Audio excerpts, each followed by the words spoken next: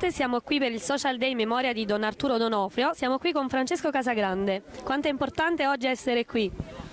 No, è importante che ci muoviamo un poco perché non ci muoviamo da anni, quindi è importante fare qualcosa di buono per qualcuno che non ci sta più, specie per Padre Arturo, è un grande piacere. Quindi si continua Poi stiamo tra amici, una partita amichevole, sì, diciamo, amichevole. non c'è competizione. No, ci divertiamo, speriamo che torniamo a casa, pure in ambulanza, però. No, in ambulanza no, magari No, che non ce la facciamo fisicamente.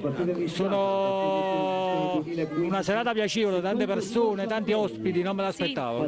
Sì, tutti qui. Grazie sempre a Davide, Certo. è sempre presente, qui sta sempre a Miez e quindi non possiamo. Dove si può regalare amore ci siamo sempre anche noi di Street News e anche Francesco Casagrande. Quindi un saluto a tutti da streetnews.it.